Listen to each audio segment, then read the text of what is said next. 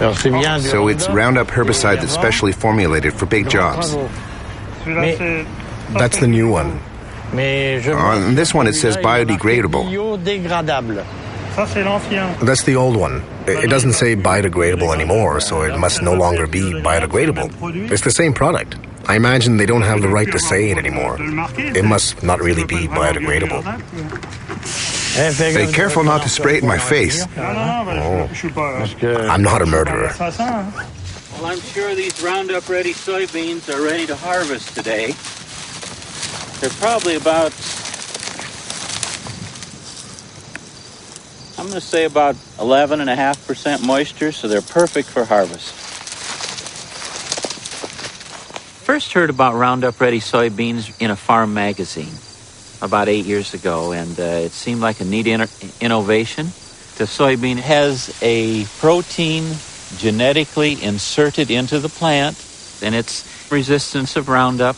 The Roundup is sprayed on the plants.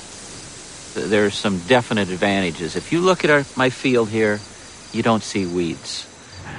When label directions are carefully followed, Roundup is not harmful to humans, animals, or their environment. Copyright Monsanto, made in Belgium. If you see any snails, don't spray them because they'll be inedible. So watch the strawberries. I'd encourage European farmers to take a look at the Roundup Ready technology. Frankly, it's very good for the environment. It's a sustainable system. So, give it a try.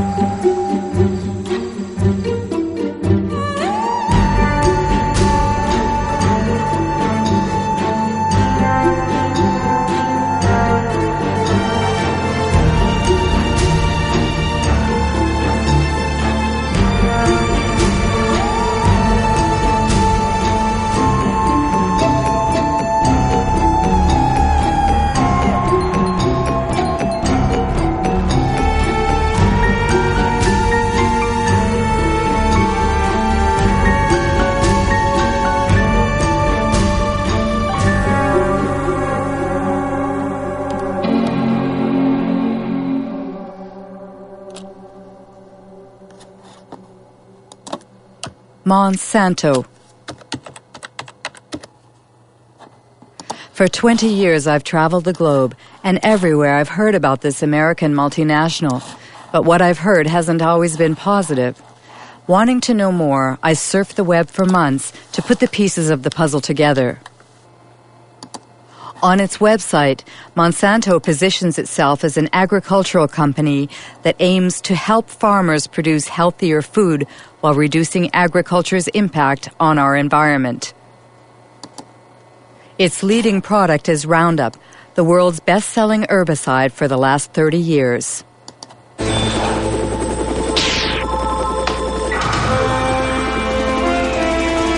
One shot, all it takes for weeds, Roundup.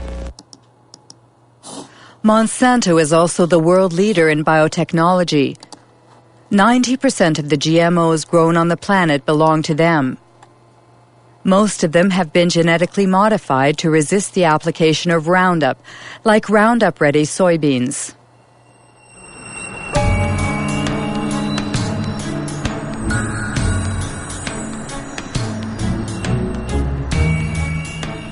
Monsanto's GMOs have invaded the planet, but no ag industry product in history has ever incited as much controversy and passion. Why? What's at stake with GMOs? And could the company's past shed some light on what the company is or claims to be today? Founded in St. Louis, Missouri in 1901, it was not always an agricultural company. It was one of the largest chemical companies of the 20th century. Chemistry is working for you, and very likely Monsanto is working for you. Monsanto, where creative chemistry works wonders for you. The wonders boasted about in this commercial made Monsanto one of the most controversial companies in the industrial era. Agent Orange, aspartame, bovine growth hormone, PCBs. These chemically created oils used worldwide as coolants and lubricants in electrical equipment were the jewels in Monsanto's crown for over 50 years. They were called Arachlor in the United States, Pyrrolin in France, and Clofen in Germany, until they were banned in the early 1980s. Monsanto PCB.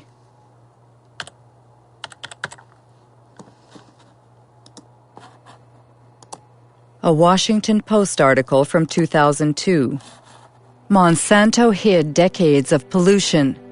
It happened in Anniston, Alabama.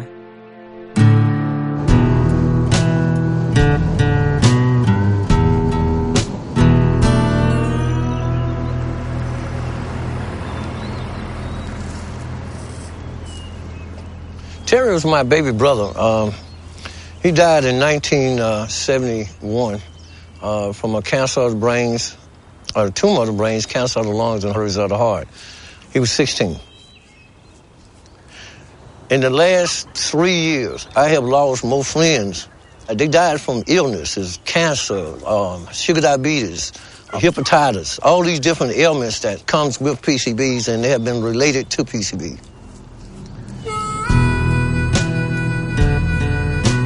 This is Monsanto Road.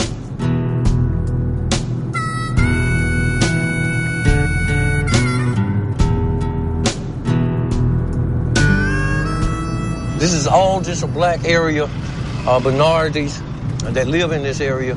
But every one of these homes was like contaminated. They just cleaned that yard up over there to the right about 6 months ago. These was all homes. These people lived here, and they had to move. The houses was torn down.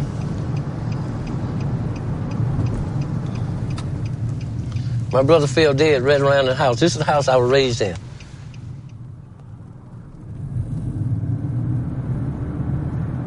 See this grass right here? They buried PCBs over here. Monsanto got permission to bury PCBs in Anniston.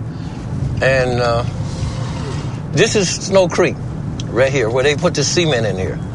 It comes from the plant discharging to PCBs all the way down through here. And it was poisoning.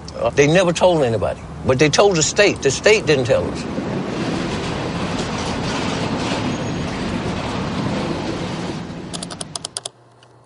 PCB Monsanto knew, but what exactly did they know? An environmental organization in Washington, D.C., headed by Ken Cook, has put internal Monsanto files online. Most of them are classified confidential.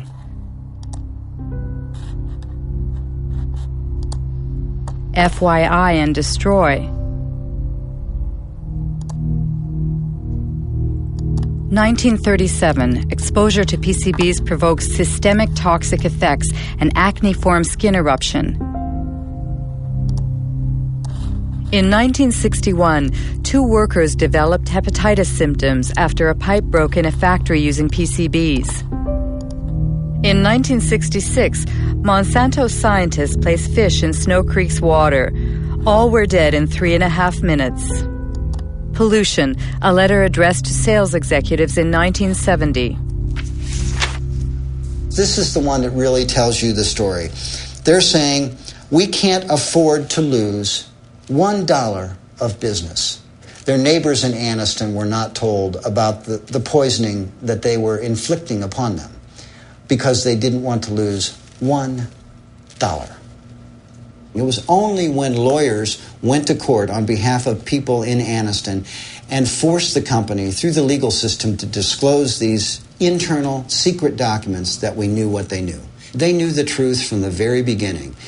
They lied about it. They hid the truth from their neighbors. They hid the truth, in many cases, from the government authorities. And when they did share information with government authorities that should have been acted upon, the government authorities, instead of siding with the people who were being poisoned, sided with the company. They sided with Monsanto. It was outrageous, absolutely unforgivable.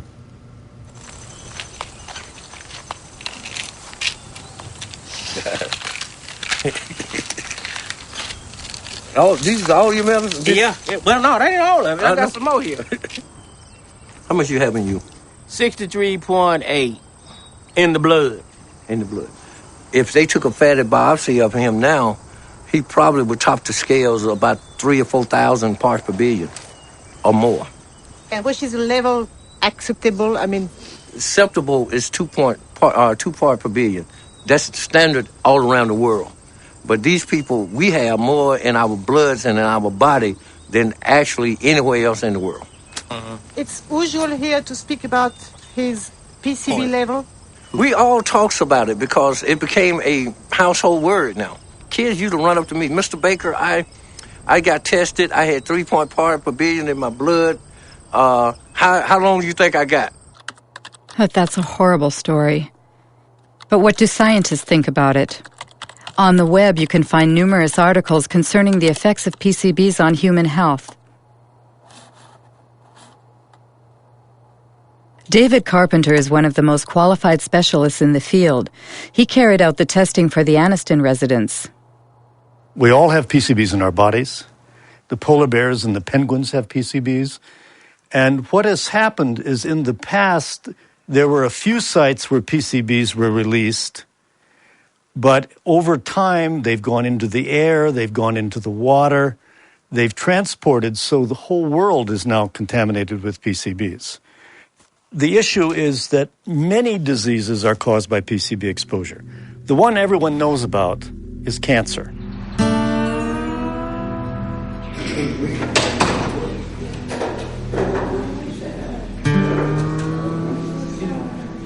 My test results stated that I had 202 parts per billion in my system. Women that get pregnant and have PCBs in their body will have a child with a reduced IQ. 29.6. PCBs cause reduced thyroid function. Over 1,800. PCBs interfere with sex hormones. Pass away, I just let me pass away. Pass away in peace. He's going to pay, I said then. He is going to pay for the way that he has done to us. In 2001, 20,000 Anniston residents filed 2 lawsuits against Monsanto. Monsanto and its subsidiary, Solutia, settled by paying $700 million to compensate the victims, to clean up the site, and to build a specialized hospital. But no Monsanto executive was ever sued. To do justice. Under American law, in most instances, it's very rare for executives or officials in these companies to be held criminally responsible. So we have the civil system, the civil courts. We make them pay. And the truth of the matter is, in most instances, the price these companies pay decades later is a fraction of their profits. And this is why it pays to keep these problems secret. And it makes you wonder what they might be keeping secret now. I have to say, we would never trust a company like Monsanto to tell the truth about a pollution problem or about a product. We would never trust them. Ken Cook says we would never trust a company like Monsanto. So what about Roundup, the world's favorite herbicide used by gardeners and farmers alike? What is it exactly? It's the brand name Monsanto gave to glyphosate, a so-called non-selective or total herbicide, because it destroys all plants. First sold in 1974, it owes its great success to Monsanto's unwavering claims that it is biodegradable and good for the environment. Voici Roundup, le premier désherbant biodégradable. Il détruit les mauvaises herbes de l'intérieur jusqu'aux racines et ne pollue ni la terre ni l'os de Rex. Roundup, le désherbant qui donne envie de désherber. Roundup biodegradable. Ken Cook was right. The company was found guilty of false advertising. Twice. The first time was in New York in 1996. And the second was in France just last year. The judges found that the wording biodegradable, leaves the soil clean, and respects the environment were false advertising. Especially since, according to tests performed by Monsanto itself, Only 2% of the product had broken down after 28 days. That's why Monsanto recently removed the word biodegradable from its containers. But that's not all. Many scientific studies have shown that Roundup is highly toxic. For example, Roundup provokes cell division dysfunction, a study by Professor Robert Bellet.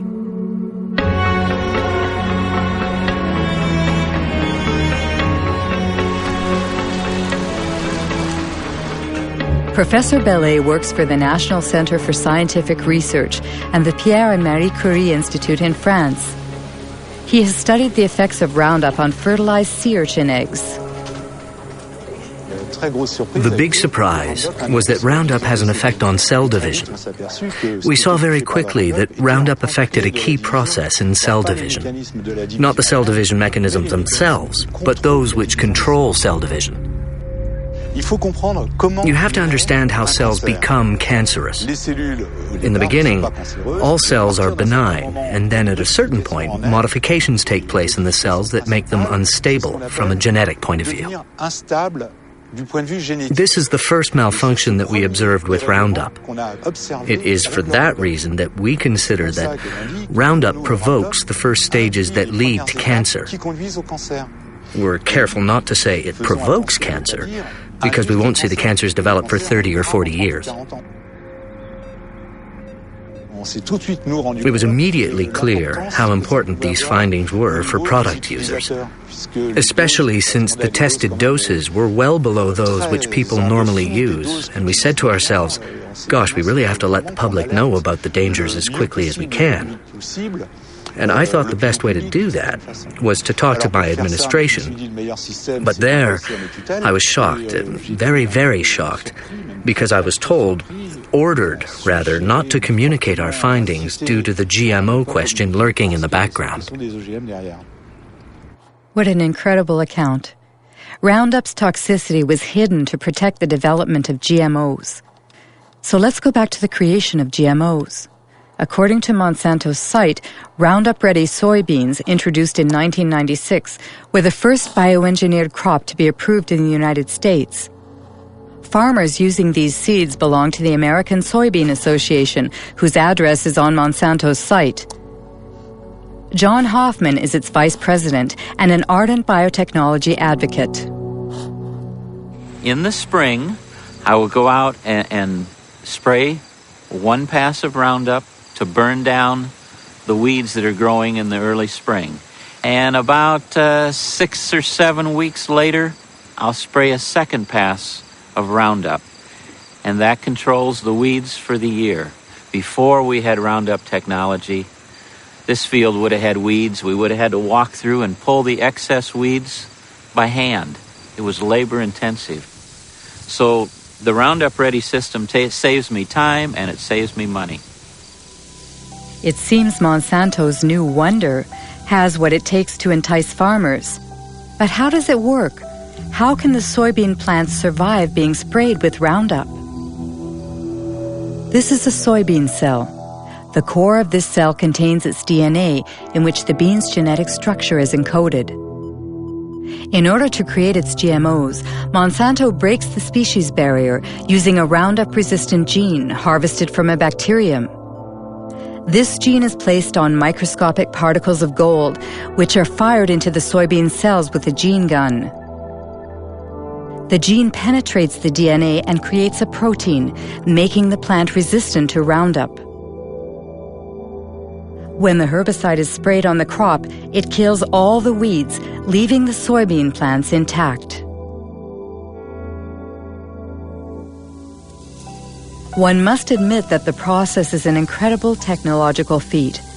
But these soybeans engineered to withstand such a powerful herbicide are destined for our dinner plates. They must have been thoroughly tested before being put on the market. Who was the Secretary of Agriculture at the time? Dan Glickman, Bill Clinton's Ag Secretary from 1995 to 2000.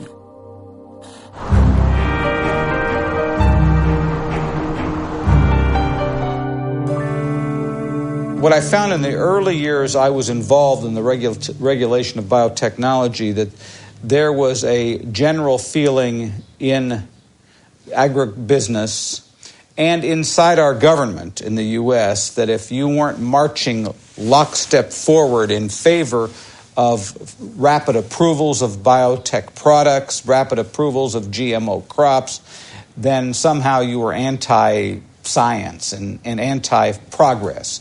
Well, I think that, frankly, there were a lot of folks in industrial agriculture who didn't want as much analysis as probably we should have had because they had made a huge amount of investments in the product. I mean, I think that, and certainly when I became secretary, given the fact that I was in charge of the department regulating agriculture, I had a lot of pressure on me not to push the issue too far, so to speak.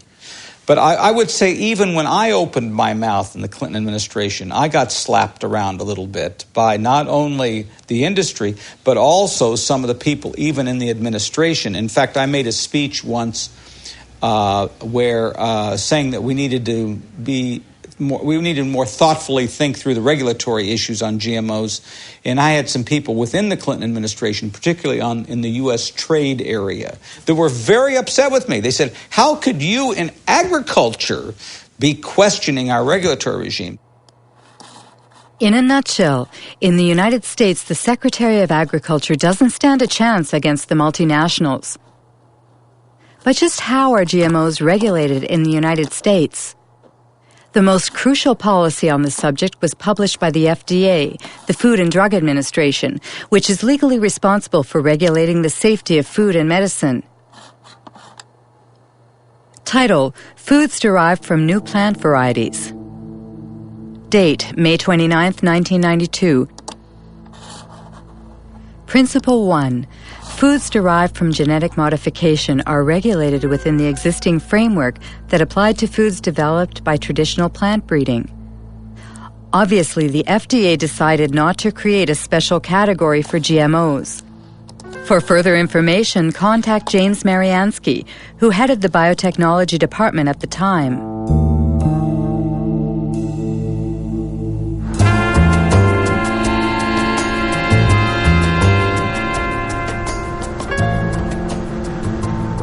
Basically, the government had taken a decision that it would not create new laws, that it felt there were already sufficient laws in place that had enough authority for the agencies to deal with new technologies.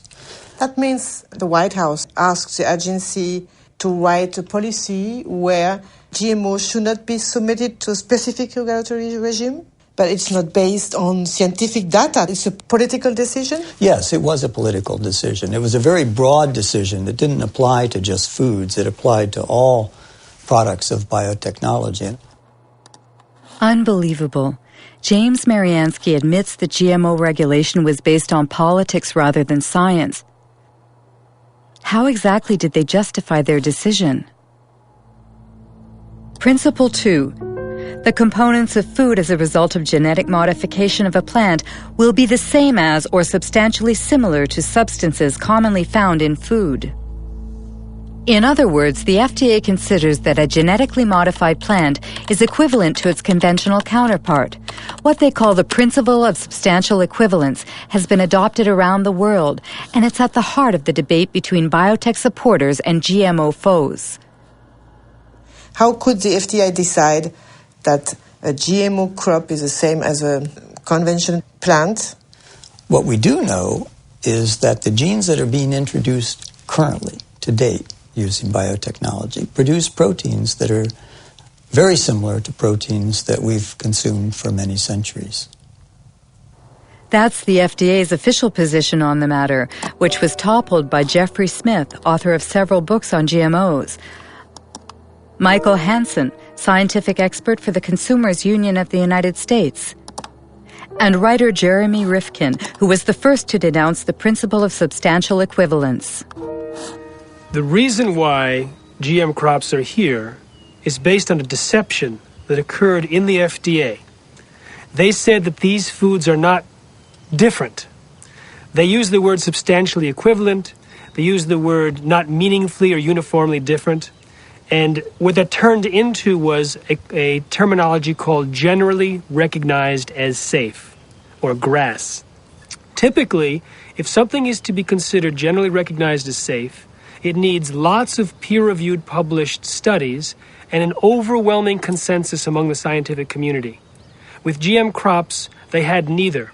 What FDA was saying was if you introduce a gene into a plant, that gene is DNA, and we've consumed DNA. We have a long history of consuming DNA, and we can establish that that is grass. We were trying to say that these things should be considered food additives. When you want to put a new coloring agent in a food, the tiniest bit of coloring agent or a preservative or some other tiny chemical, that's considered a food additive, and you have to go through all these procedures to show it's that it meets the criterion of reasonable certainty of no harm. But when you genetically engineer a food which can cause untold differences in that plant, they don't require anything. Here in Washington, if you were to have an evening and go out and get a drink at one of the local haunts where all the lobbyists hang out, everybody would laugh about this. They all know this was a joke, this substantial equivalency. This was simply a way to paper over the need for these companies, especially Monsanto, to move their products into the environment quickly with the least amount of government interference. And I should say they were very, very good at getting their interest expressed. I remember meetings that we had where the Monsanto scientists met with the FDA scientists, and they went through the kinds of modifications that they were making and how those were being done. And basically what they were also saying to FDA is, how will these products be regulated? I have never seen a situation where one company could have so much overwhelming influence at the highest levels of regulatory decision-making as the example of Monsanto with its GM food policy in the government. Exceptional news footage actually shows George Bush Sr. visiting Monsanto's research facility 9 years before Roundup-ready soybeans were first sold. What I'd like to do today is show you some of the steps we go through when we're moving genes from one organism into another. And you'll actually be doing the very little manipulations we do in the laboratory, where we take DNA, cut it apart, mix different pieces together, and then rejoin them, splice them back together. This tube contains DNA that was made from a bacterium. DNA would look the same whether it was from a plant or an animal. What are we saying here? Oh, I see. And this will lead you to do what? To have a stronger plant, or a plant that's resists herbicide? In this case, it resists the herbicide. I see. We have a fabulous herbicide. This is a chemical that will... When George Bush Sr. toured the company's headquarters, he was Ronald Reagan's vice president, and deregulation was this Republican administration's watchword. The intention was to boost industry by eliminating what White House hardliners called bureaucratic hurdles, like health and environmental safety testing, which were Monsanto's key problems. We have before USDA right now a request to test this for the first time on a farm in Illinois this year. And get hallucinating about it, we'll lose another year. Yes, we will. And then the expense goes out and nothing happens because you can't do it.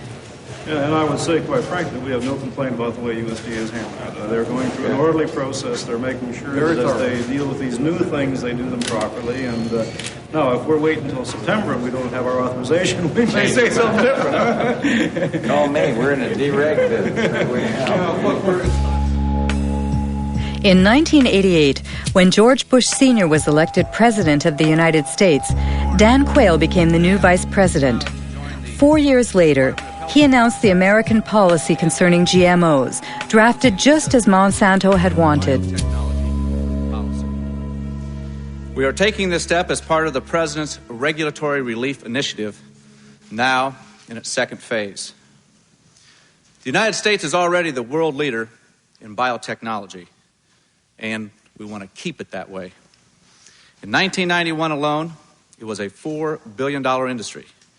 It should reach at least $50 billion by the year 2000, as long as we resist the spread of unnecessary regulation. Do you think it was really a conspiracy? A conspiracy is a strong word. From a corporate standpoint, it was a brilliantly executed takeover. Early on, a gentleman by the name of Michael Taylor became the deputy administrator of the Food and Drug Administration right at the time that they were about to set out their policy. Who is Michael Taylor? On the internet, only a single image remains of the man who once wielded his power so discreetly. Today he heads a foundation called Resources for the Future.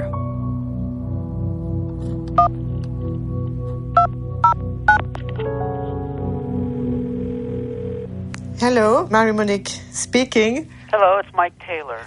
My questions are about your role. I mean, when you were working at the FDA, before being hired by the FDA, you worked as an attorney for Monsanto during 7 years, didn't you? Well, I was a partner in a law firm of which Monsanto was a client, and I worked on some Monsanto matters, yes. And apparently, if I understood well what I read, the FDA created a new position for you, Deputy Commissioner for Policy? Well, because there was a special need at that time at the FDA because of the new GMOs? It had nothing to do with GMOs. Nothing at all to do with GMOs. I wasn't the author of these policies, but that's just false. He moved over to the FDA in July of 1991. Up until that time, he was at a law firm called King & Spalding. His personal clients included not only Monsanto, but the International Food Biotechnology Council. And he had drafted for them a proposal for how they would like to see genetically engineered foods regulated. And if you look at the proposal that was written for IFBC, that was Michael Taylor's, with the final one that was published, it looks very, very similar. So if he didn't write it, it looks like somebody took what he wrote and changed it slightly for the policy. Mr. Taylor was the deputy commissioner at the time, and he provided the leadership for the project and served as the chief, the lead policy person in terms of making sure that the project got done. So Monsanto played that game very well, both the political game and the regulatory game. They played a key role in bovine growth hormone in getting that thing approved, and also in how genetic engineering was dealt with. Michael Hansen has just mentioned bovine growth hormone. What's that? It's a transgenic hormone that's injected into cows, increasing dairy production by 20%. It would be an understatement to say that it had critics. The hormone threatens our health. Deadly poison. Manipulation. Called RBGH for recombinant bovine growth hormone, Monsanto began selling it to dairy farmers in 1994 under the brand name Posilac.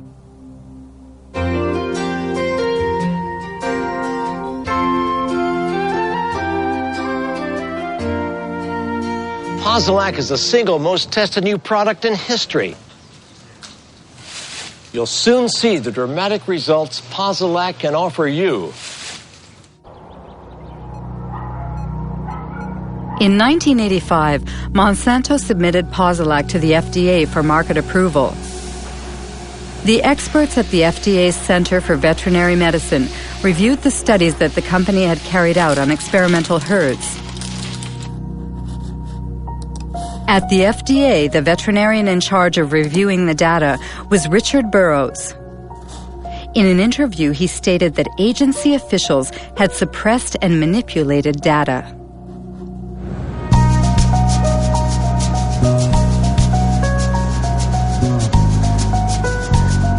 The data that they came in with lacked a lot of insight into the dairy industry. They didn't ask crucial questions about these diseases, and that is mastitis, which is infection of the mammary gland, and reproductive problems. So when the first data came in and that was missing, I said, all right, guys, you need to go back and get information. So that set it back probably 2 or 3 years. Did you warn the FDA about your concerns? They pretty much just sidetracked me. My boss pulled in other people that were closer to him, and I saw less and less of the data. Even the things I had asked for to be done, I didn't, like the mastitis studies, I never really got to see a lot of that because they figured, well, if you're in the way, we'll get you out of the way. So they sidetracked me. Eventually I was fired. One day I was escorted to the door and told that was it. I was done. Have you been threatened?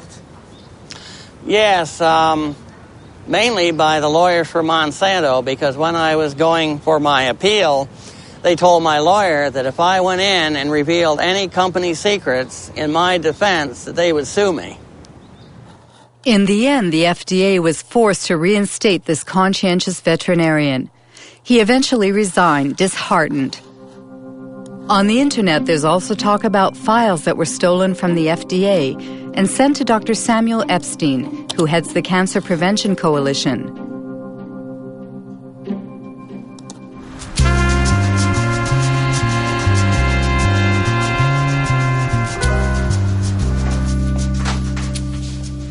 In 1990, Samuel Epstein published an article in The Milkweed, the standard for dairy reporting, edited by Pete Hardin.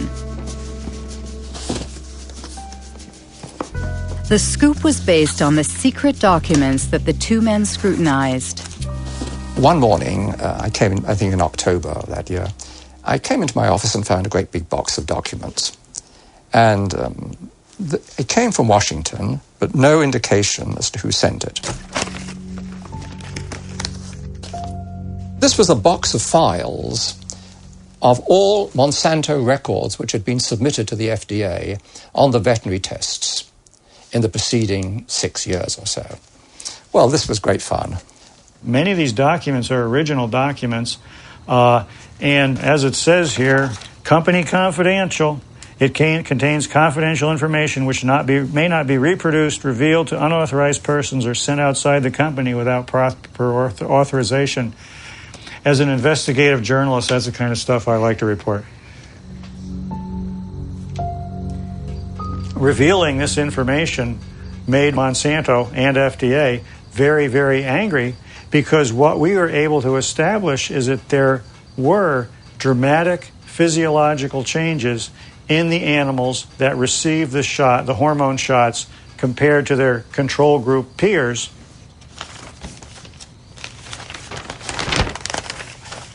For example, we see the ovaries of the cows receiving the synthetic hormone in the different treatment groups were, for the right ovaries, 34% larger, 42% larger, and 44% larger. Elsewhere in the stolen files, it shows how there were severe problems with the reproduction of these treated animals. The data is conclusive. We provided the data, the raw data, and summary data, is peer-reviewed data not done by us, to support the submission. Every health authority who has looked at bovine somatotropin has found that it is completely safe for consumers. For Monsanto, the hormone is not only safe, it is actually beneficial for consumers. Because the chemical composition of the milk is not altered as a result of Posilac, the manufacturing and taste properties do not change. It's untrue or lie, whatever adjective you want to use. It's a very different product. It's a very, very different product in many, many ways. First of all, as there's a high incidence of mastitis in the cows, there'll be pus in the milk. And then you'd find antibiotics given to the cows to treat the mastitis. So a wide range of antibiotics would be in the milk. Apart from that, and very, very importantly, very substantial increases in levels of IGF-1, or insulin-like growth factor 1. There have been a series of studies, somewhere in the region of 60, relating increased levels of IGF-1 and breast, colon, and prostate cancers. Absolutely incredible. Are there other countries that have approved RBGH? Apparently, the hormone was banned in Europe and Canada. Canada? That's strange because Health Canada usually models its decisions on the FDA's. RBGH, scandal at Health Canada. Monsanto accused of attempt to bribe Health Canada for RBGH. Margaret Hayden, I swear that the evidence I shall give on this examination... In October 1998, 3 scientists from Health Canada testified before a Senate commission in order to stop the approval of the transgenic hormone. The scandal was made public by whistleblower Dr. Shiv Chopra. Shall be the truth, the whole truth, and nothing but the truth. So help me God. My question to myself was, what truth am I going to tell, the one I know or what the ministry is telling me to tell? And that was my conflict. I would ask each one of you, have any one of you been lobbied by Monsanto? Any one of you? No. Dr. Hayden?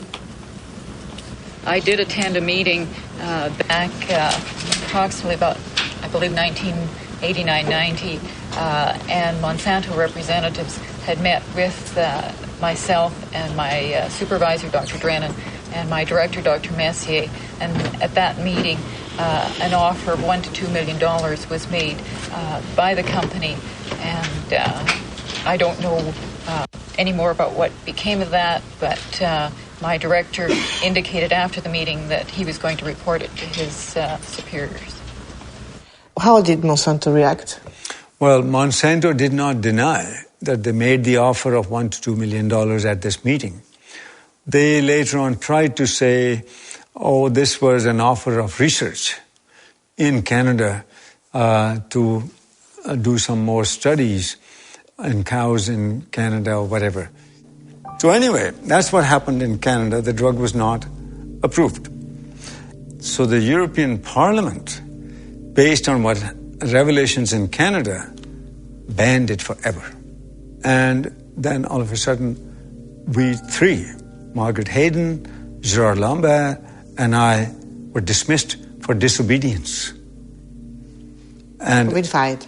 All 3 of us were fired, and those fights are now in courts. Bovine growth hormone! The United States Congress also opened an investigation at the request of RBGH opponents who opposed the ban on labeling milk as RBGH-free. Interestingly enough, the investigation was never completed. Government purchases of milk surpluses. Bovine growth hormone, BGH, is a test of consumer acceptance of genetic engineering. In the garbage. In the garbage! The cow hormone drug was simply the first major application of biotechnology to food production, and Monsanto is a very powerful corporation with many linkages to top-level persons in government. I think the prevailing ethic at the federal government was biotechnology is so important that we can't let a few little questions about cow safety or human safety get in the way. The reason the FDA approved it is it appeared to be that there was a lot of people that used to work had key positions that had worked for Monsanto, came over to the FDA and managed to get the FDA to approve it. It's revolving doors that move up. It's kind of like a double helix, a spiral. Revolving door? Yes, revolving door. The revolving door is not just in agriculture. It tends to be in many, many areas. Donald Rumsfeld was the CEO of Searle, which was a Monsanto subsidiary. The former U.S. Trade Ambassador, Mickey Cantor, ended up on Monsanto's board. Supreme Court Judge Clarence Thomas used to work for Monsanto. Monsanto revolving doors. The state of affairs in 1999 includes Linda Fisher moves from the Environmental Protection Agency to Monsanto, Michael Friedman from the FDA to Monsanto, Marcia Hale and Josh King from the White House to Monsanto, Margaret Miller from Monsanto to the FDA, William Ruckelshaus from the EPA to Monsanto, and let's not forget Michael Taylor, who went back and forth several times. Once your mission carried out by the FDA, you became Monsanto's vice president for public policy. Right. So there is no conflict of interest for you. No, and again, the rules are the rules, and I played within the rules. I think in terms of public acceptance, it's been one blunder after another.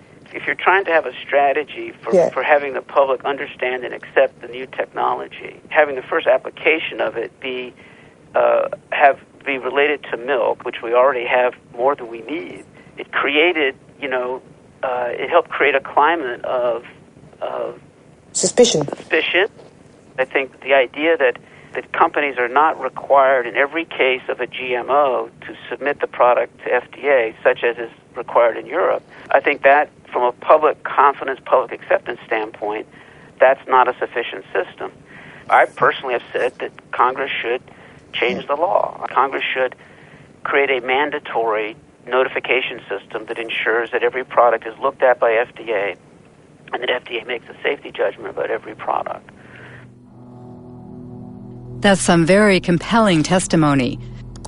It seems that Michael Taylor has qualms about the policy he signed in 1992. What about the FDA's own scientists? Was there a consensus on the GMO regulations? FDA documents show they ignored GMO safety warnings from their own scientists, written by Steve Drucker.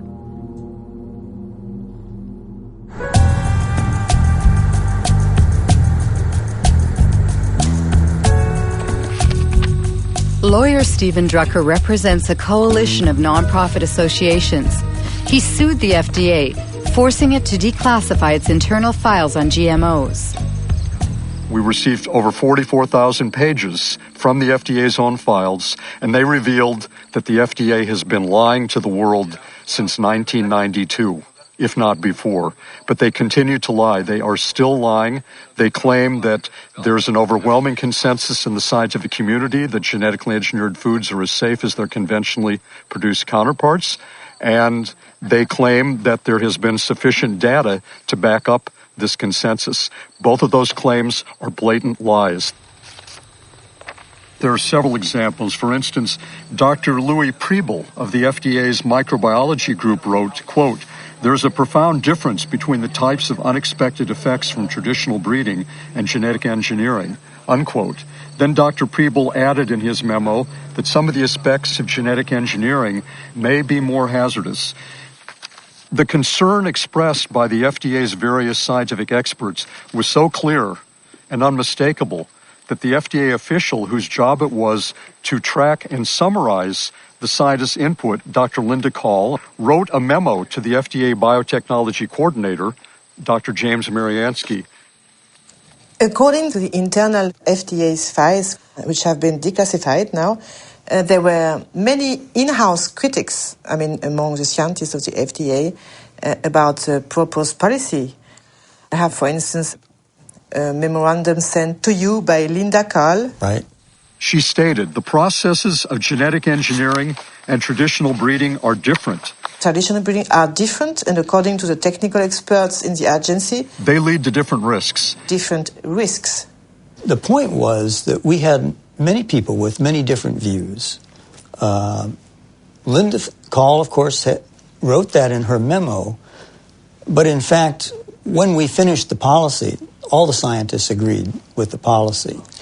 Now, FDA, of course, looked at the use of genetic engineering and has no information that simply the use of the techniques creates products that differ in safety or quality. Even before the consistent warnings in the memos from the FDA's own scientists, the FDA had very clear warning because the very first genetically engineered food supplement that came to market in the United States caused a major epidemic. Do you remember what happened in 1989 with L-tryptophan? Do you remember? Yes. It was a bioengineered amino acid. We know very well what's amino acid and... Right. That killed dozens of people and made hundreds and hundreds sick. It caused an epidemic of an unusual disease called EMS. Right. And how many people died? Right, but we have many... 37, and more than 1,000 people disabled. You remember? I do and remember. You said, according to FDA administrative record, we do not yet know the cause of EMS, nor can we rule out the engineering of the organism. Did you say that I read? Yes. Amazing. James Mariansky can't rule out the possibility that it's the genetic manipulation itself that triggers unexpected side effects. But he did nothing. Have any independent scientists investigated this question, which is crucial for consumers? Arpad Pusztai, world-renowned scientist, lost his job when he warned about GE Foods. 1998.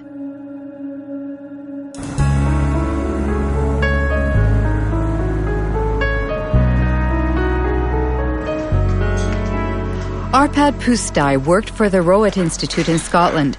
At the Ministry of Agriculture's request, he led a study on genetically modified potatoes with a budget of over €2 million and a staff of 30 researchers to prepare the arrival of GMOs in Great Britain. We were all enthusiastic about it. I was enthusiastic about it. The ministry thought that if we did this study, looking at all aspects, then it would be an endorsement of GM. And when they introduce it, they would say that the foremost laboratory in Europe, nutritional laboratory, had looked at them and they found them all right. Arpad Pusztai specializes in lectins. These proteins function as an insecticide protecting plants against aphids. Rowett scientists had created potatoes that were resistant to aphids and into which they introduced a snowdrop gene, which produces the lectin in question. Beforehand, they verified that in their naturally occurring state, lectins themselves do not pose a health risk. The genetically modified potatoes were tested on rats. It had twofold effects. First, it started to increase a proliferative response in the gut. And that you don't like because this is possibly, I'm not saying that it is cancerous, but what it does, it can have an adjuvant effect on any chemically induced tumor. The other thing is the immune system was certainly got into high gear. And that was, we don't know whether it's good or bad, but it certainly did recognize the GM potatoes as alien. And we were convinced that this insertion is causing the problem and not the transgene. As I said, the transgene, when we did it in isolation, even at 800-fold concentration didn't do any harm. It was a very important point because the American FDA is going on by about a neutral technology. And what we did say and what we did publish was actually corroborated, confirmed that it was not the transgene which was the problem, but it was the technology. While the first shipments of genetically modified soybeans were arriving in Great Britain, Arpad Pusztai's superiors authorized him to be interviewed by the BBC. As a scientist actively working on the field, I find that it's very, very unfair to use our fellow citizens as guinea pigs. They will never forgive me for that. Monsanto did see the importance of our findings. Don't worry about it. Even before the broadcast went out, they already knew because the Scottish Crop Research Institute did get a lot of money from Monsanto, and they were not slow to understand the implications. The day after the interview's broadcast, Arpad Pusztai was fired and the research team dismantled. Dr. Stanley Ewan was in charge of evaluating the impact of GM potatoes on the rat's internal organs. He no longer has any illusions about scientific independence. I was extremely, angry and very, very concerned. It's like your whole world is disappearing under your feet. What's going on? But you see, they start to discredit Stanley as well. It's not just Arpad and me. Stanley was made to retire and he was discredited at the university. As well? Oh, yes. Oh, yes. It was very hard indeed. Monday, it was wonderful work. Tuesday, it was rubbished. I had one or two ideas of what was happening, but a very imprecise idea until 8 years ago, almost exactly, I was at a dinner dance. And next to me at the top table was someone from the road called Dutteroy, who happened to say, I said, isn't it awful what's happening to Arpad? Yes, he said, and did you not know that there were not one, but 2 phone calls from Downing Street to the director? And then, of course, I saw clearly what was happening, that this was something sort of supranational, if you like, some pressure being put on Tony Blair's office to stop this work because it was perceived by the Americans to be harming their industrial base, the biotech industry, in other words. The Arpad Pusztai scandal triggered a massive rejection of GMOs in Great Britain, led by Greenpeace. A year later, Robert Shapiro, Monsanto's CEO at the time, agreed to participate in a teleconference organized by the environmental organization. This is the only existing video footage of the former CEO.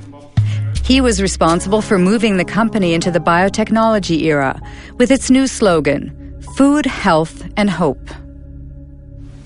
Monsanto made huge efforts to push its products in every direction with the full support of multinational food manufacturers, retailers, communications firms, regulators, even governments. You behave not as a company offering life and hope, but as bullies, trying to force your products on us.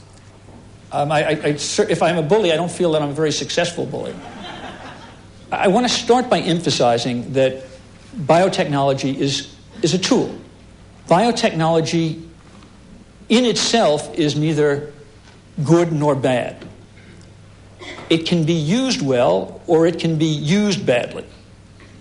The products that are on the market have been reviewed through the regulatory processes that society has established in order to assure not only safety, but the environmental safety of the products themselves.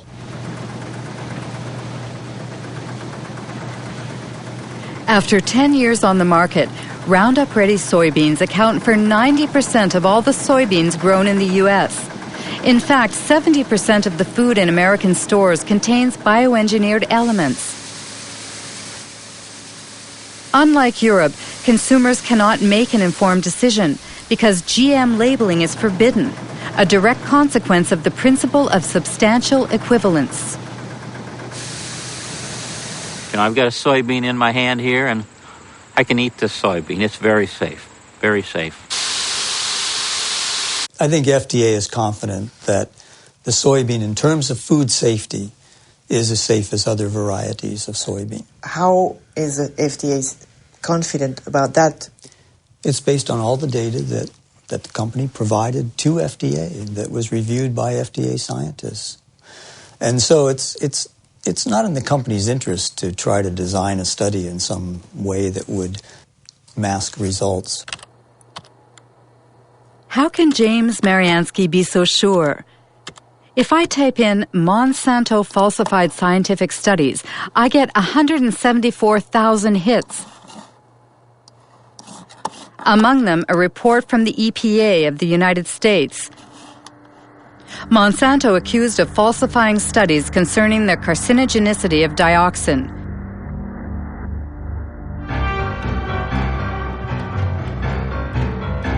The story began in Nitro, in a Monsanto factory that produced a powerful herbicide called 2,4,5-T. In 1949, an explosion in the factory provoked unexpected side effects. 228 workers developed an extremely disfiguring illness called chloracne. It's caused by dioxin, which is a highly toxic byproduct of 2,4,5-T.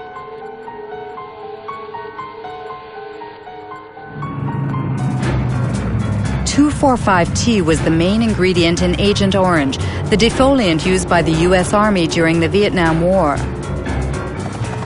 During the war, 40 million liters of Agent Orange, containing 400 kilograms of pure dioxin, were sprayed on trees in southern Vietnam. 3 million people were contaminated, including thousands of American soldiers. Even some 40 years after the end of the war, dioxin continues to claim more victims. We know today that this poison provokes cancer and serious genetic malfunctions.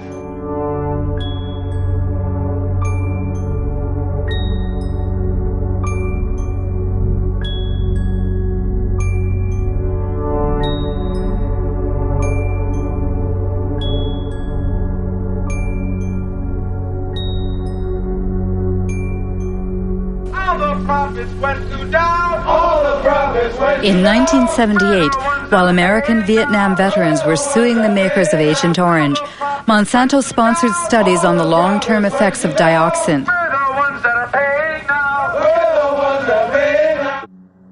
The company paid scientists to compare the health of workers who had been exposed during the nitro plant's accident 30 years prior to the health of non-exposed workers.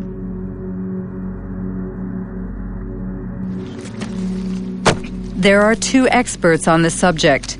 William Sanjour, who led the Toxic Waste Division of the Environmental Protection Agency, and Gerson Smoger, a lawyer who represents Vietnam veterans. In 1990, Dr. Kate Jenkins, a colleague of mine at EPA, wrote a memorandum pointing out that allegations had been made that those studies, some of those studies that Monsanto had conducted were flawed.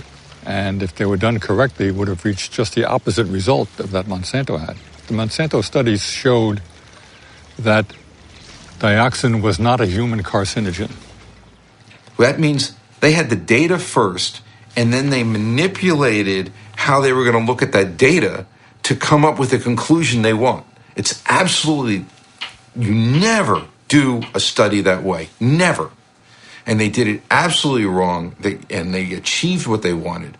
And it came out later that there were people that had cancer that in one of these two studies were listed as being exposed to dioxin. And the same 5 people in another study were listed as not being exposed. When you put all these cancers into the unexposed, then it looked like the unexposed people were getting as much cancer as the exposed. And they said, "But there's no difference. See, they're the same."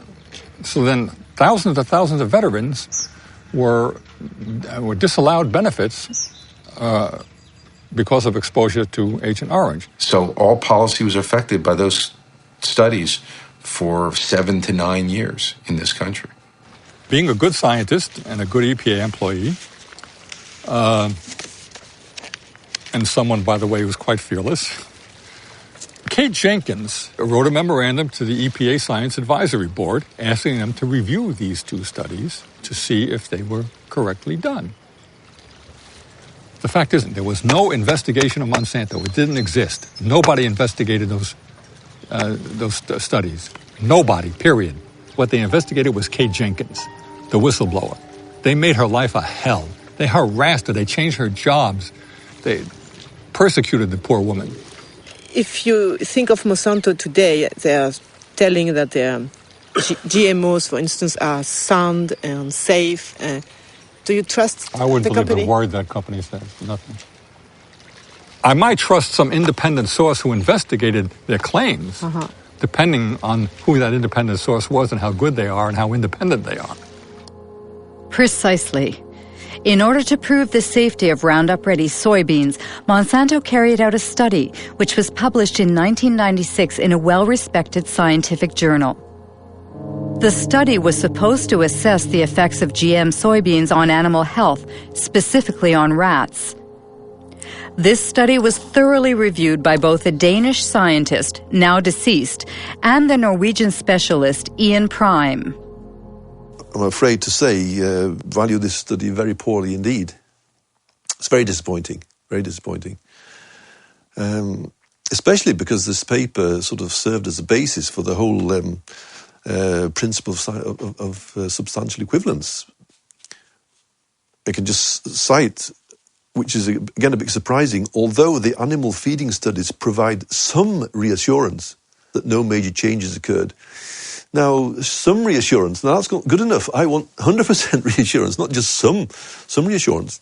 They talk, for example, about the, on page 723, except for the darker brown colour, livers appeared normal at necropsy.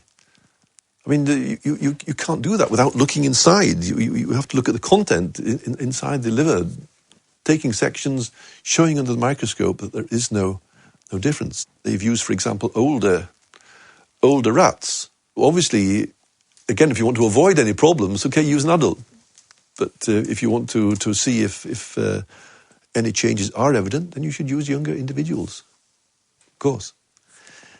In some ways, you can say it's bad science because a lot of the data that they should have shown isn't shown.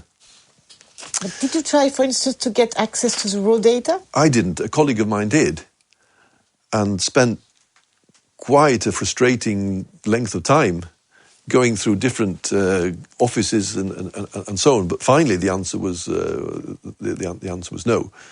If there was nothing to hide, then there should be no problem. You should be willing to distribute your material for anybody to work on. And when you keep it tight, then you suspect that there's why is this the case? One thing is sure. Thanks to this limited study, Monsanto's GMOs have inundated the world, principally in North and South America, Asia, and Australia. After only 10 years, transgenic crops now cover 250 million acres. 70% are Roundup resistant, and 30% have been genetically modified to produce an insecticide called Bt.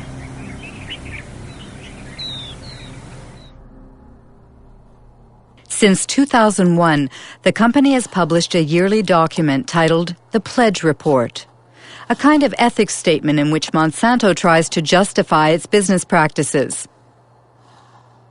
At the heart of the opposition to GMOs is the subject of patents. This is what Monsanto calls their intellectual property, which are supposed to protect their investment.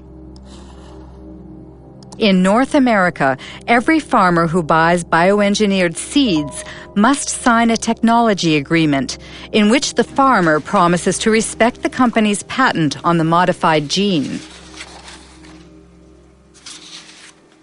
Biotech crops are protected by U.S. patent law.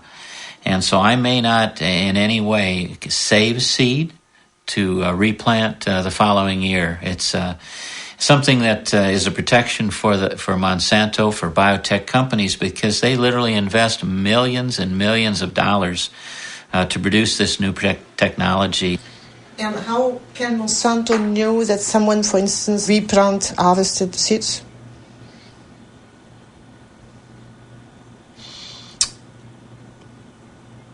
I'm not sure how to answer that.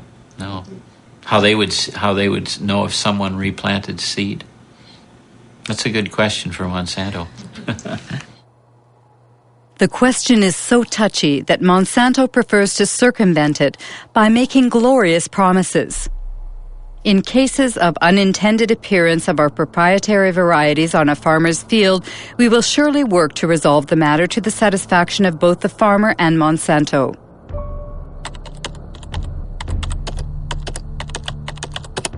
The reality seems much less idyllic. The Center for Food Safety in Washington, D.C., published a study on farmers sued by Monsanto for having not respected its seed patents. It found at least 100 lawsuits and many bankruptcies.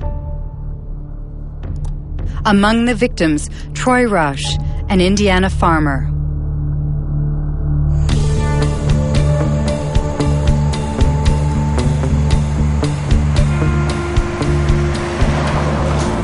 Our story starts back in 1999. A gentleman, and I use that term loosely, showed up at my mother and father's farm, and he claimed to be a private investigator hired by Monsanto. And he was out investigating farmers saving their own seed, and asked us, he'd come right out and ask us if we'd saved their seed. And we told him no, we had not, and offered up our herbicide purchases and seed purchases, all the receipts and everything. Told him where everything was purchased so he could go check it out for himself. He declined that offer. And what occurred is then they sued us. Monsanto filed a lawsuit against myself, my father, and my two brothers. And Monsanto presented us with documents that they claimed were samples taken from our farms. To obtain those samples, Monsanto had to have trespassed upon our land without our permission and stole those samples. That year, I recall we had 492 acres of Roundup Ready soybeans. And they were grown under contract for a company for seed. And the contract was very specific. It spelled out the specific fields, so it wasn't a problem in isolating those fields. Everybody knew it. And why did you settle out of court with Monsanto? Well, after 2.5 years of this, the family was just destroyed. The stress involved in this, I mean, they're in essence threatening 5 generations of work. And if they would to prevail in something like this, it's all gone. They take it all away. Good morning. Morning, sir. How are you this morning, Troy? I'm well. How are you, David? Still surviving? Good. Troy Roush and David Runyon grow conventional soybeans. They have been victims of the so-called gene police. Created by Monsanto to enforce its law in the fields, the gene police sow fear in rural America, where farmers denounce the totalitarian methods used in a GMO-dominated world.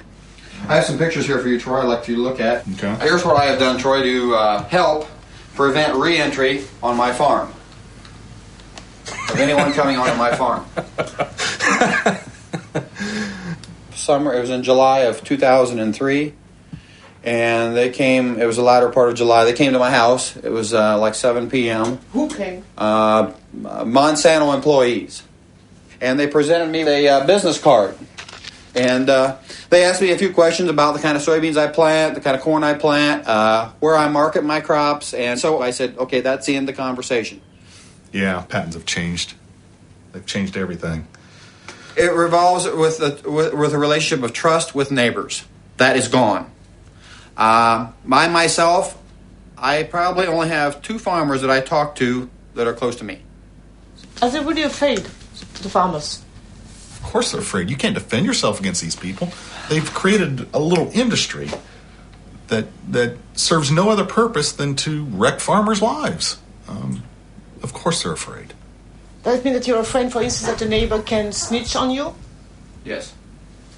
Yes? Yeah. Yes. All you have to do is dial 1-800. Dial 1-800 Monsanto. Or no, I'm sorry, 1-800 Roundup. I remember encouraging farmers to call this toll-free number and turn their neighbor in. And why does Monsanto do that? Well, the reason they do it is control. Seeds? Yeah. They want to control the seed. They want to own life. I mean, this is the building blocks of food we're talking about. They are in the process of owning food. All food. Between 1995 and 2005, Monsanto acquired over 50 seed companies throughout the world. These companies produce corn, cotton, wheat, and soybean, and also seeds for tomatoes, potatoes, and sorghum. Everywhere, people worry about Monsanto's monopoly, which in the long term threatens to wipe out all non-transgenic varieties. Monsanto doesn't agree and speaks only about the benefits of biotechnology, especially in developing countries like India. Our products provide significant economic benefits to both large and small growers. In many cases, farmers are able to grow higher quality and better yielding crops.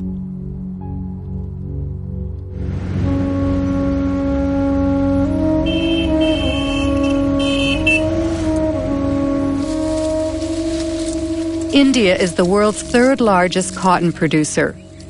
In 1999, Monsanto acquired Mexico, the country's leading seed company. 2 years later, the Indian government authorized the sale of BT cotton under the brand name Bollgard. It is genetically modified to produce an insecticide which repels bollworms, a cotton parasite.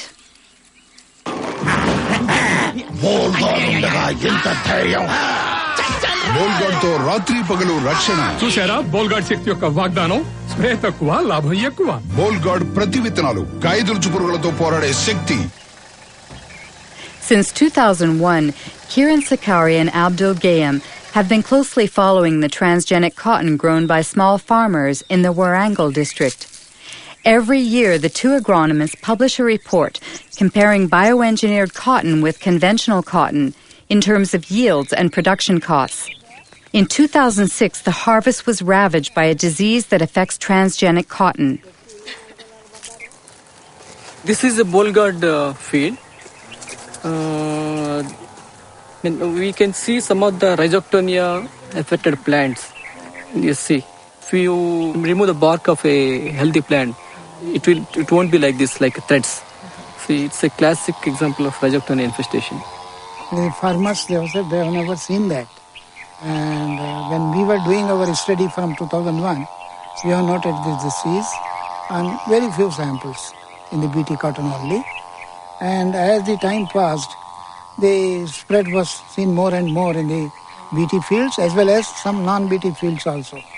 But I personally feel that there may be some interaction, undesirable interaction between the host plant where the gene was introduced and the gene which is carrying the BT.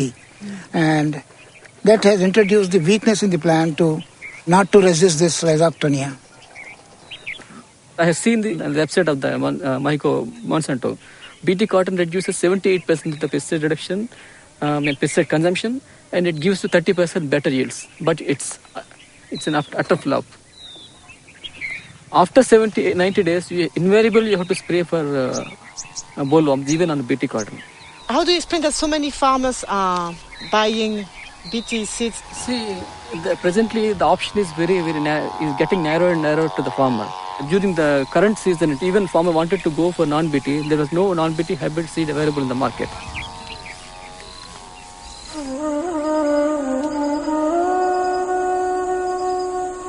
Today in India, Monsanto controls nearly all of the cottonseed market, forcing the locals to buy its seeds at prices 4 times higher than conventional varieties. Small farmers must turn to moneylenders who charge high interest rates. If the harvest is poor, it means bankruptcy, a vicious circle which is decimating Indian villages.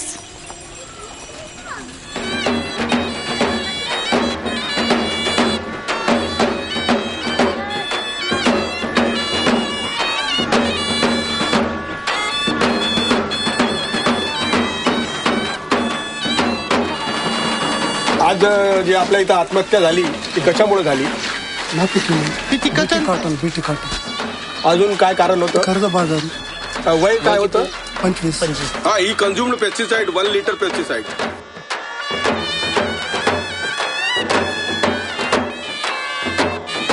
पहिला decide आहे का? नाही. जगात किती झाली?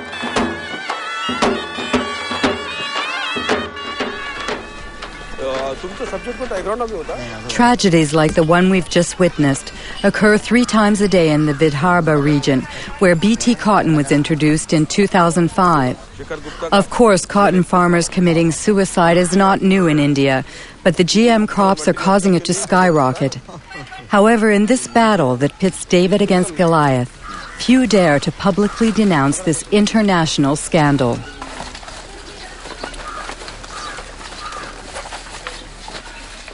This is Vidarbha's rice growing belt. If you see, the minimum suicides are there. But this is the cotton growing area. The result of the BT cotton is the first year 600 suicides from June 2005 to June 2006. Second year, still today, within 6 months, 680 suicides. So it's a disaster. It's a complete disaster, yes.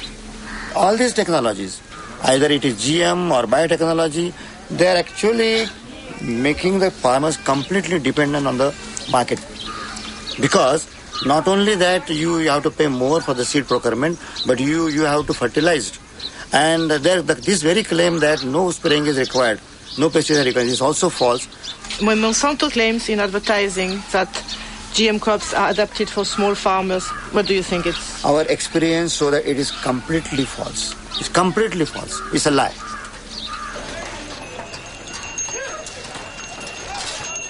On this day in December of 2006, a revolt was brewing in the largest cotton market in the state of Maharashtra. 3 days later, riots broke out and dozens of small farmers, including Kishore Tiwari, were arrested. बहुत कम भाव में ले रहे माल और काश्तकार करके परेशान हो रहे. तुमचं किती आहे कर्ज? 32,000 rupees a day. तुमचं 60,000 rupees a day. तुमचं 50,000 rupees a day. 20,000 rupees a day. 50,000 rupees a day. 15,000 rupees a day. किती लोकांना बीटी लावायचं नाही पुढच्या हातवर? सर्व. They don't want to go for the BT.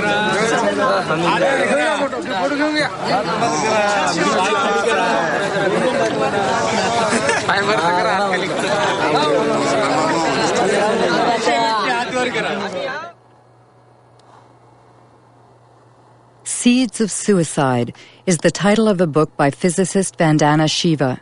She won the Alternative Nobel Prize and heads the Navdana organization, which aims to conserve traditional seeds.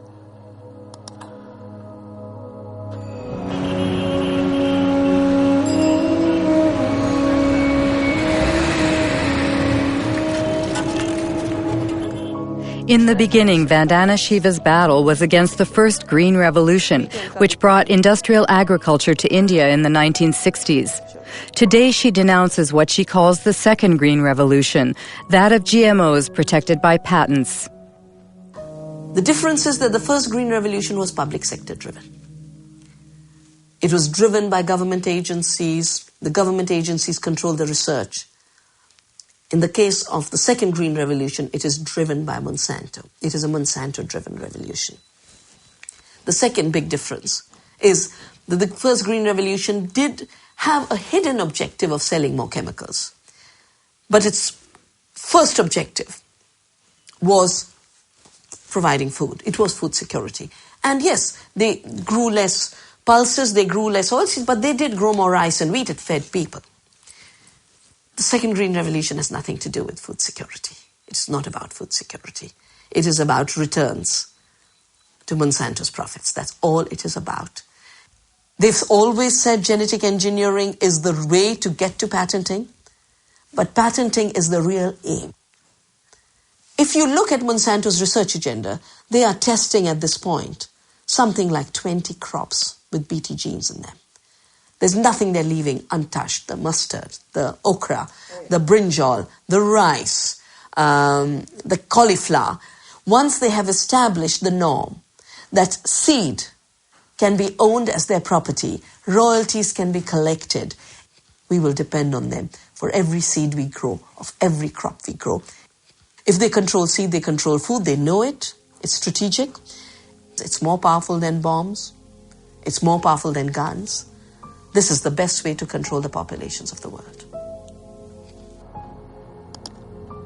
Monsanto responds to Ms. Shiva's persuasive argument by brandishing its pledge: integrity, dialogue, transparency, and sharing.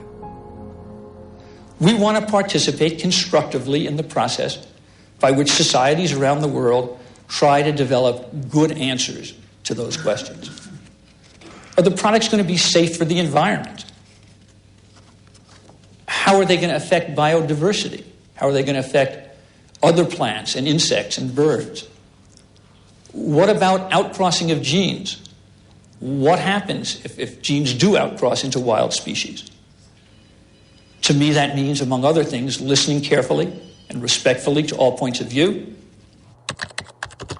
Despite Robert Shapiro's placid demeanor, he has just touched on a subject that greatly troubles GMO opponents, transgenic contamination, which Monsanto prefers to call an adventitious presence that's part of the natural order.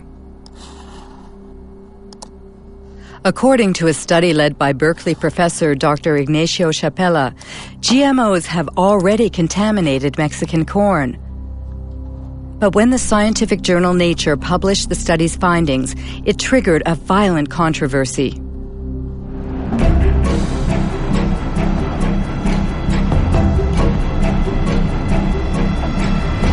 I had been working for 15 years with indigenous communities in Oaxaca, in Mexico, and they had been developing the capacity to analyze their environment themselves. One of my students went to try and train people to detect transgenics. We brought with ourselves a positive control. That was a can of corn from the US that we knew was transgenic. And we were looking for a negative control. And we thought the best negative control is going to be corn from the local places, because we all believed that was the cleanest, the most well-preserved source of corn in the world. So the surprise came when we looked at these samples and we discovered that the samples that we all believed would be non-transgenic had already transgenic DNA within them. It was a very big surprise for us to discover that these land races of corn that were kept by people locally and supposedly maintained over 10,000 years had already been reached by transgenic contamination, mostly from the US.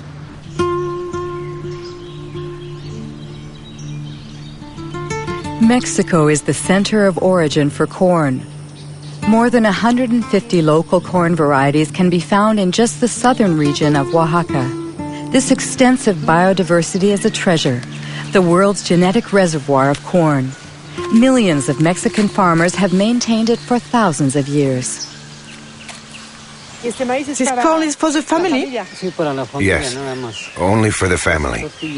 We use it to make tortillas. This year is a good size, so we'll save it as seed for next year's planting. You don't buy your seeds? No. You exchange them? Yes, it's our ancient barter system.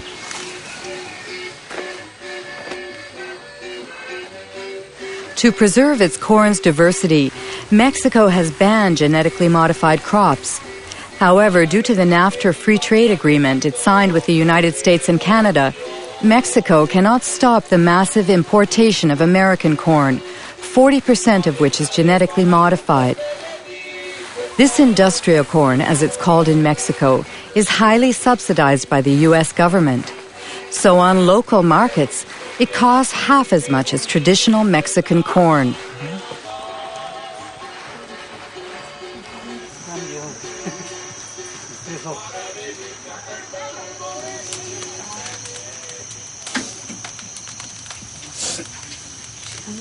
Do you always make your tortillas with local corn? Yes. It's natural and has a better yield.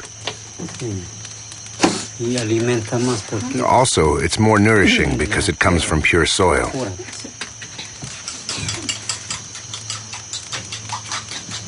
That's blue corn. In the past, my ancestors only planted this kind of corn. Today, we maintain it as well. It existed before the Spanish conquest. Yes, there's another kind of conquest. What's the new conquest? It's the transgenic conquest that wants to destroy everything by making local corn disappear so that their industrial corn can dominate. If they succeed, we'll be dependent on multinationals. We'll be forced to buy the fertilizer and insecticides they sell, because without them, their corn won't grow. Whereas the local corn grows very well without fertilizer or herbicide. Look at it. It's very beautiful.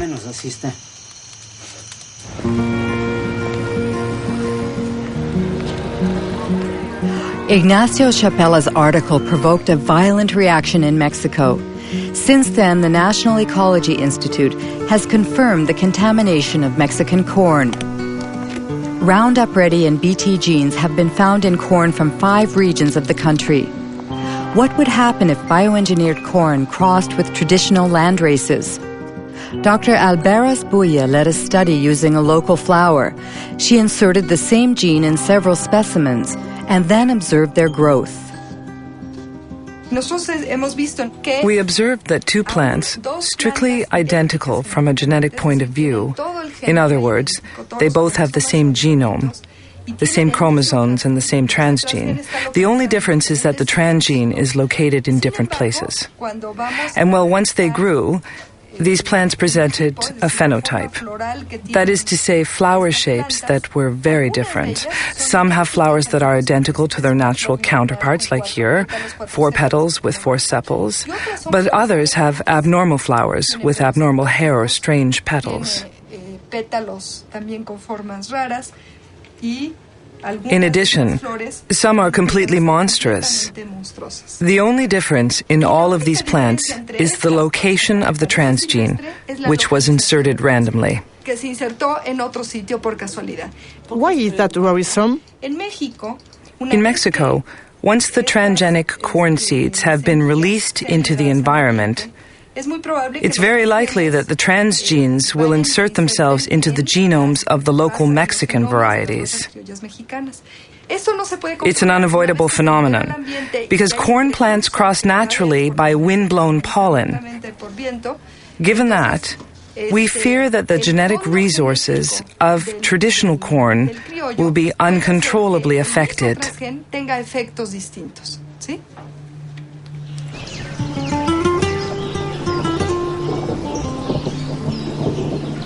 Buenos días, los seguimos invitando para que... Good morning. We invite you to attend a meeting about the new diseases which are infecting our corn because of transgenic contamination.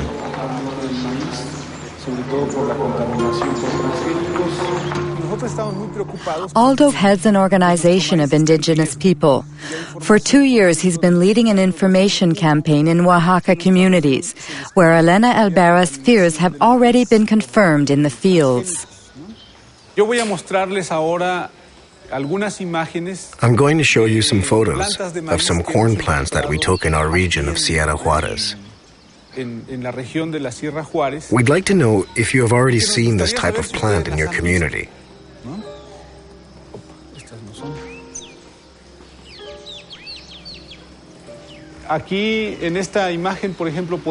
You can see that some very strange things are going on. This plant, for example, has a branch here and another one there. Normally, a corn plant is not like that. There is always only 1 ear per leaf.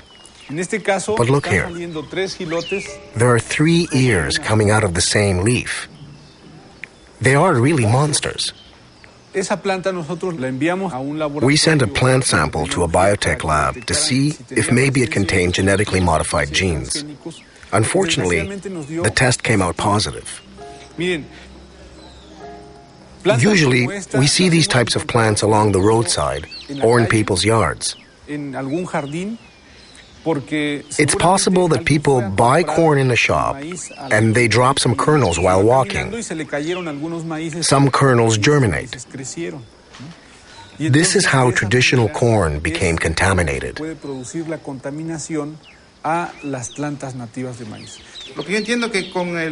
From what you've said, if we don't manage to stop their spread in our fields, Soon we'll be forced to buy our corn seed because our own won't work anymore. That's very troubling. What should we do? First of all, if you find a strange plant, you should immediately remove its stamen, because that's where its pollen comes from. In any case, you must be very vigilant in monitoring your plants.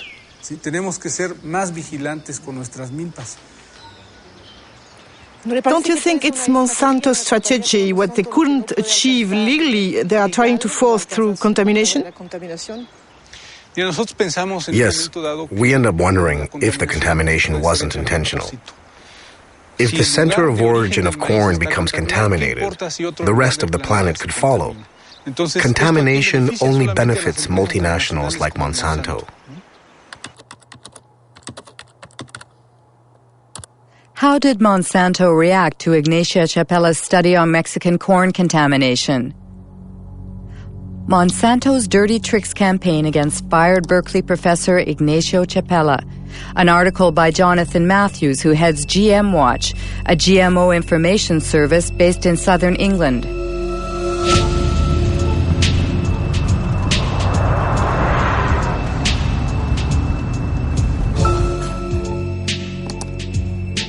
According to Jonathan Matthews, Ignacio Chapella was a victim of a campaign launched on AgBioWorld, a pro-GMO internet site. On the eve of the article's publication in Nature, a certain Marie Murphy posted an email that AgBioWorld distributed to thousands of scientists around the world. She wrote, "Activists will certainly run wild with news that Mexican corn has been contaminated by genes from GM corn." The very next day, a certain Andora Smetacek posted a second email. Activists first, scientist second. It's totally a smear campaign, and this is what happens over the first couple of days. You get Murphy and Smetacek coming in, then others come in and they say, we have to campaign on this, we have to inundate Nature, we have to go to the editor of the journal and we have to say this research isn't valid. Smetacek and Murphy, we'd been tracking them for some time and trying to work out who they were. In the case of Smetacek, we could look at the technical headers on the email. It says received from, and then we've got an internet protocol address. If we go off to a website registration site, now all we have to do is just to copy that IP address. Organization name, Monsanto Company, and based in St. Louis. Then Mary Murphy left behind details that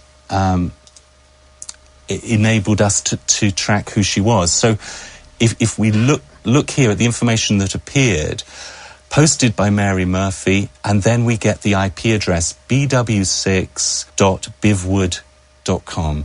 And we found that that was the original name of a PR agency called the Bivings Group. We quickly found out that on their client list was Monsanto, that this was an internet PR firm for Monsanto. That means fake scientists. Very dirty tricks. Yeah, no, we're talking very dirty tricks here. Yeah, I mean, there's no ethics at all in what's going on here. It shows an organisation that is determined to push its products into countries around the world, and it's determined to destroy the reputation of anybody who stands in their way. Jonathan Matthews' accusations were covered in the British press, but Monsanto chose to ignore them. As it continues its unrelenting rise, the company defends its vision of a transgenic world that will resolve the problems of famine and the environment in perfect harmony. Practical experience clearly demonstrates that the coexistence of biotech, conventional, and organic systems is not only possible, but is peacefully occurring around the world.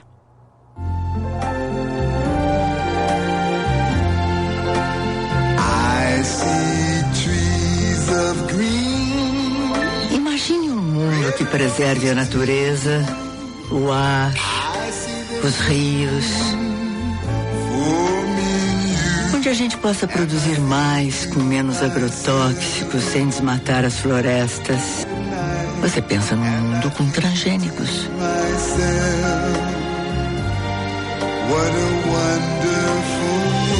Uma iniciativa Monsanto com apoio da Associação Brasileira de Nutrologia.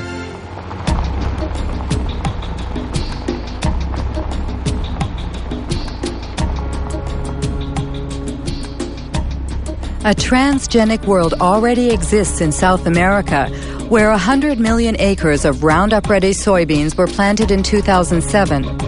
Their conquest started 10 years ago in Argentina, the only country to have officially authorized transgenic crops. Since then, GMOs have mysteriously spread to neighboring countries like Brazil and Paraguay, seen here. In 2005, Paraguay finally legalized these smuggled crops to save their soybean exports to Europe, where labeling GMOs is obligatory. In reality, for the Ministry of Agriculture, the deed had already been done. We had to authorize GMO seeds because they had already entered our country in a, let's say, unorthodox way. Do you know how transgenic seeds entered the country?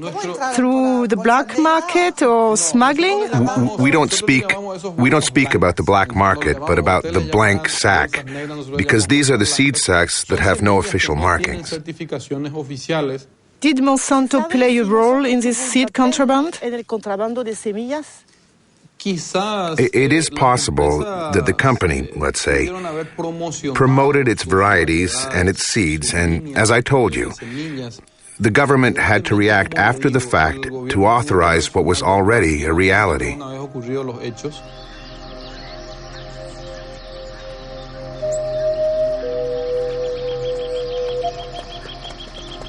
Whatever the origin, contraband has been profitable for Monsanto. As soon as the crops were legalized, the company obtained the right to collect royalties on each ton of soybeans the country produced. Just like in Brazil.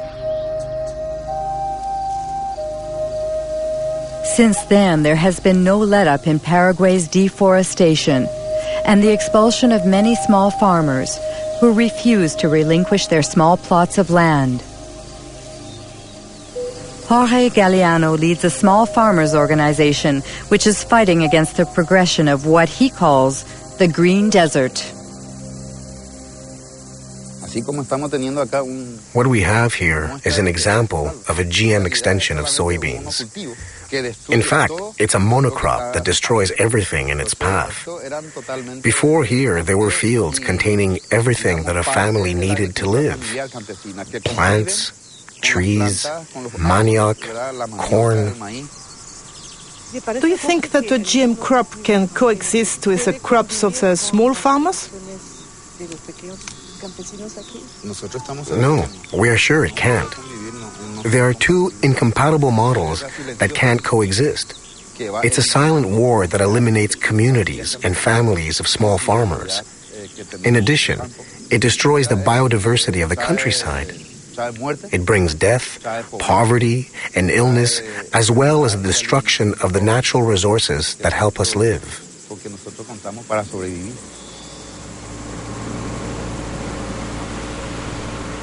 Today, Roundup is sprayed all over Paraguay by plane or mechanical spreaders driven by unprotected farm workers.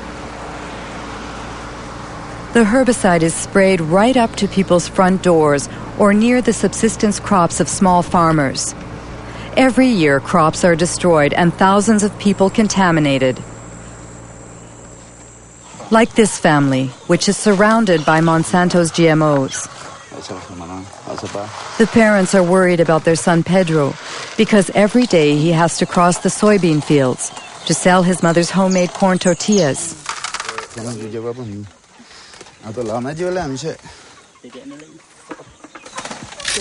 How long has he had that? It started 15 days ago. It started on his foot and then it spread. That's how it starts.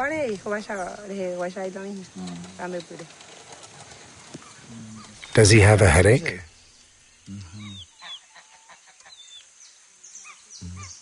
Is he eating? Very little. Today he didn't want to eat what I prepared for him. He only drank a little fruit juice. And his brother? He eats better, but it's difficult.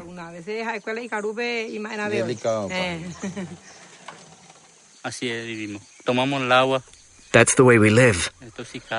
Recently, we lost 60 ducks and geese. They took a few steps, and then they fell down, dead as doornails.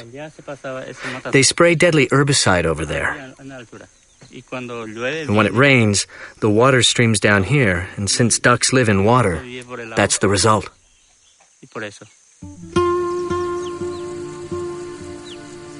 In Paraguay, 70% of the farmland is owned by only 2% of the population.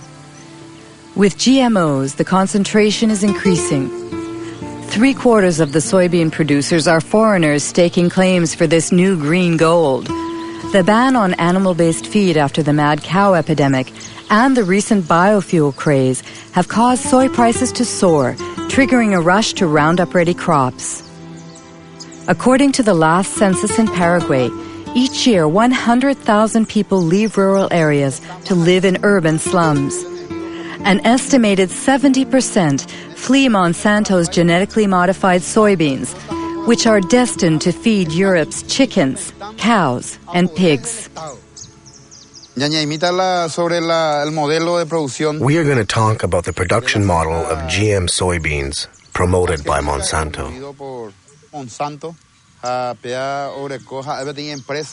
It's a true multinational company. It's everywhere in the world. Its objective is to control all of the world's food production through farmerless farming.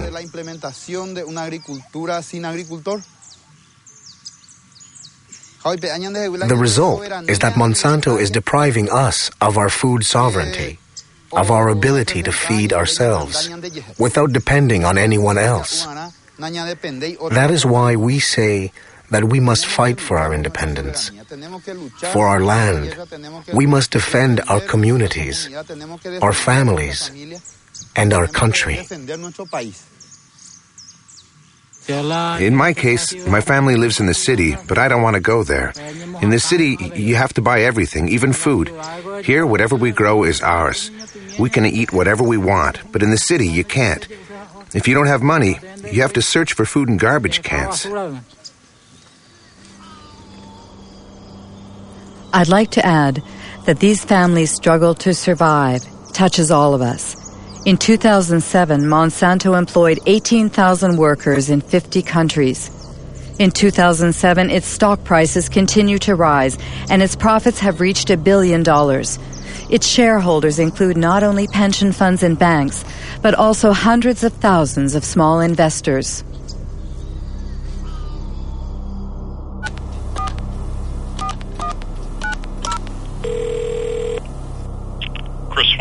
Hello, Christopher Horner. I'm Marie Monique Robin from France. Yeah, we appreciate your persistence in asking, but we've had several conversations internally about this and have not changed our position. So there's no reason for us to participate. Our suspicion is that it would not be positive.